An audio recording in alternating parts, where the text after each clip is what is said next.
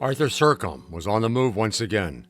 He would leave the Playhouse following the run of them all and the night visitors, handing the reins over to a good friend and colleague, Dean Norton, who would direct the entire 1954 season.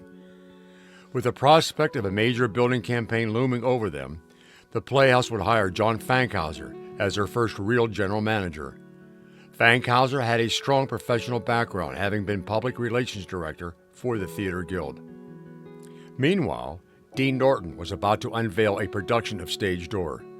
Norton had directed the successful national tour of this George S. Kaufman, Edna Ferber play years earlier. This production, however, would not fare quite as well as his previous outing.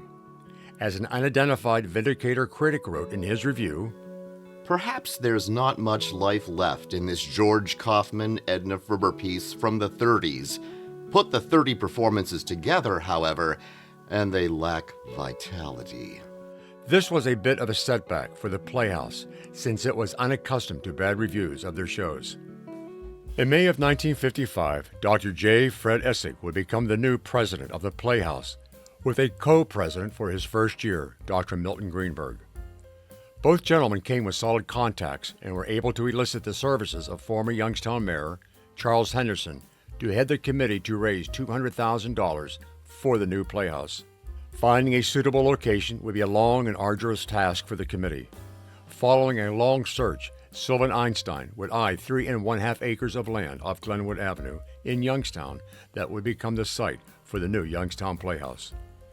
But the current Playhouse continued to crank out successful productions of Reclining Figure by Harry Kernitz and The Innocents by William Archibald, featuring a very young and talented John Lee Demain. In the continuing effort to involve more people at the Playhouse, Norton put together a vaudeville show titled Vaudeville Tonight that would feature the Playhouse debut of Dana Snyder in a dance number. Snyder would rise through the ranks at the Playhouse during those coming years. At the close of Mr. Roberts in 1956, Dean Norton would resign his position and return to California. A new Playhouse era would be ushered in with the hiring of James Cameron. Coming to the Playhouse from the Portland, Oregon Civic Theater, Cameron encouraged new talent at the Playhouse and the return of those people put off by Arthur Sercombe's style of directing. Vindicator theater critic Fred Childress called Cameron's first season the happy season. This happy season, the 33rd for the Playhouse, would open with Cameron's production of Anastasia, starring Wanda Lou Jones and introducing Gene DiCaprio to Playhouse audiences. The rest of the season would include The Torchbearers, along with A Room Full of Roses, Death of a Salesman, The Mousetrap, and Bus Stop. But Cameron would be an innovator at the Playhouse, establishing the arena theater concept, the summer theater program, and the theater's first full musical production. The new Playhouse had broken ground and was well under construction.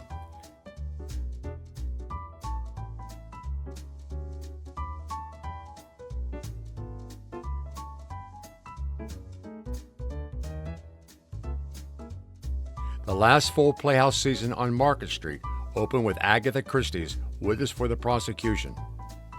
Inherit the Wind would follow and introduce Billy Saluga to the Youngstown Playhouse. Saluga would do many shows at the Playhouse before launching out on his own national comedic career. He would create the well-known character of Raymond J. Johnson Jr.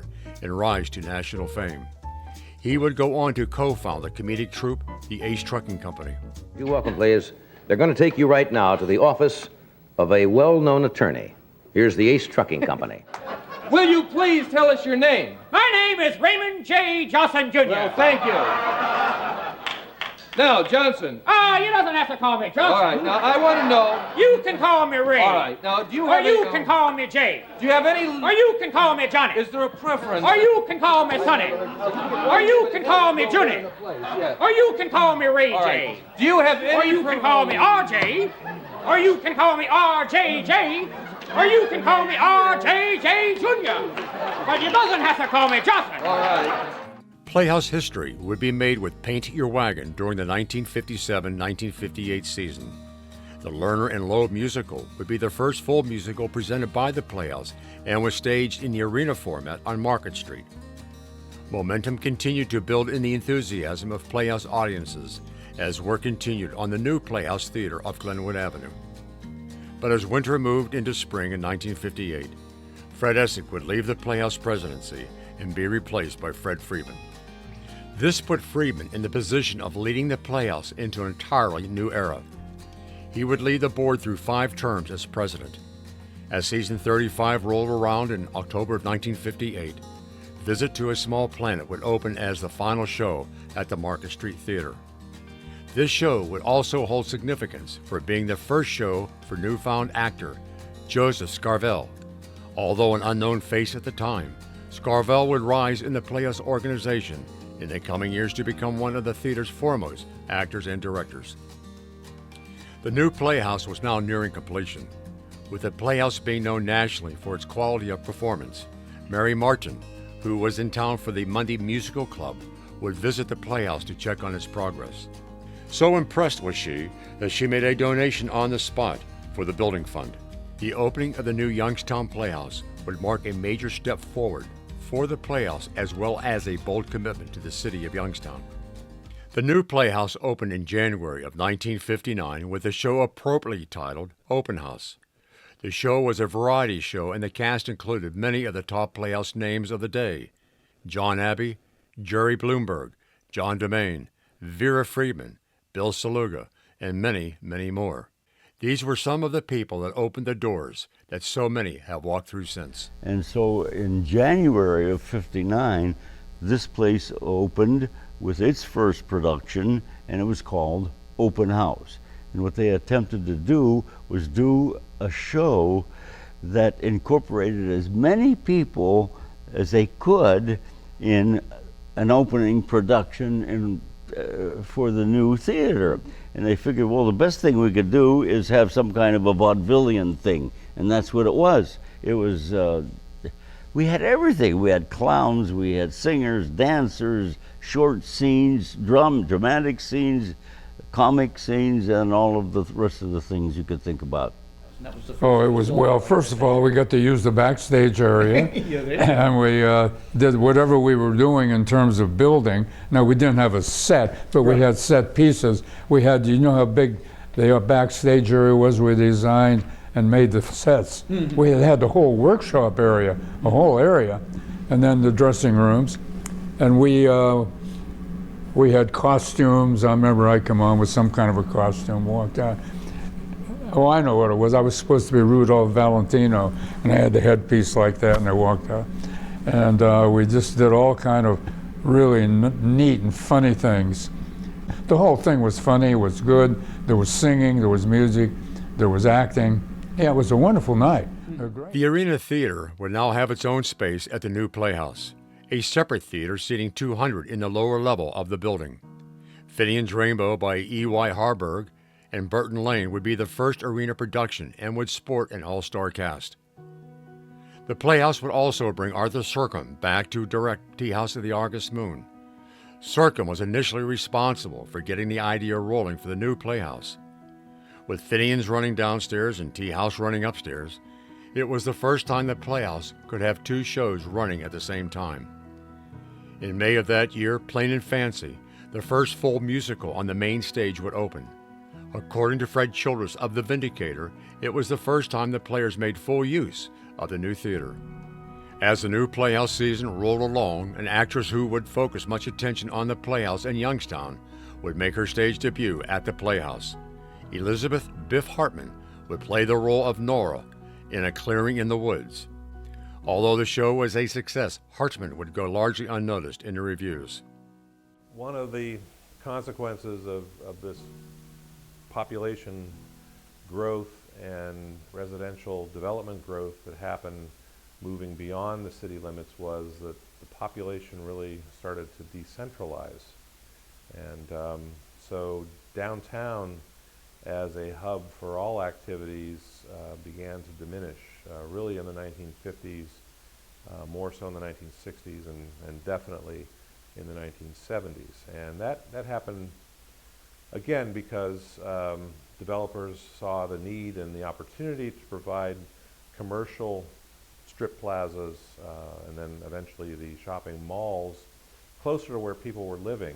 And first plazas like Boardman Plaza, Liberty Plaza, Austintown Plaza had supermarkets, pharmacies, boutique stores, and what you might call the satellite stores from the major department store players, which here in this area would have been Strauss's and McKelvey's, but also national brands like Sears, J.C. Penney's. So stores that could provide the goods that people needed without coming downtown, even though there were still the anchor stores for Strauss and McKelvey's downtown.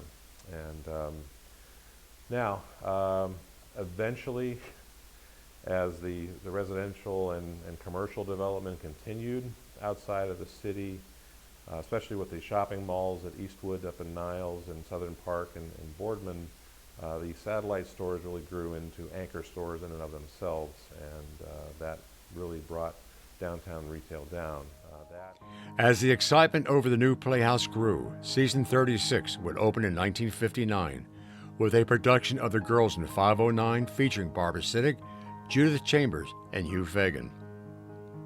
But the cry was beginning to rise in the acting community that the theater was casting shows prior to auditions. This would be an often heard accusation over the coming years. Ella Gerber would return for the 37th season in 1960 to direct a very successful production of Look Homeward, Angel. To quote John Yoder, an actor who had worked with her several times, quote, "She was a tough cookie," unquote. The Youngstown Playhouse was at the peak of its success since it had been founded. Fred Childress of The Vindicator offered a reason for that success. At that time, they had truly working boards over the years. They were constantly out in the community raising money and awareness. The boards were made up of people of legal, financial, and artistic backgrounds. And because of that mixture, the Playhouse finished up in the black each and every year of its existence since 1924. The 37th season saw many successes at the Playhouse, but the final show of that season, The Most Happy Fella, would be the one most remembered. With Jim Cameron preparing to leave and return to Broadway, this show was one of his favorites, and it holds legendary status to this day. Playhouse. My first show I saw here was the musical The Most Happy Fella. That I have heard so much about that. Jack, Yeah. Jack, it could have gone on tour. Yeah, that's what I understand. Phoebe was in it. Jim Cameron directed it. It was totally professional. When I saw it, I thought it was back in summer stock looking at a professional show. This show would also mark the Playhouse debut of Janice Aubrey as assistant musical director. She would rise through the Playhouse ranks very quickly. As season 37 closed, a show done in the arena the previous summer would almost eclipse every show in that season. Our Town by Thornton Wilder would feature Rod MacDonald and Biff Hartman in a production that would sweep the Ohio Community Theater Association Awards. With Jim Cameron now a part of Playhouse history, Martin Magner was hired as a new managing director in the fall of 1962.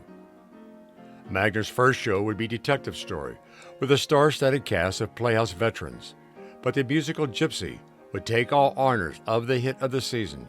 Starring Jerry Bloomberg as Mama Rose, the show would also feature Leo Muller, Dana Snyder, Arlene Smith, and Hugh Fagan.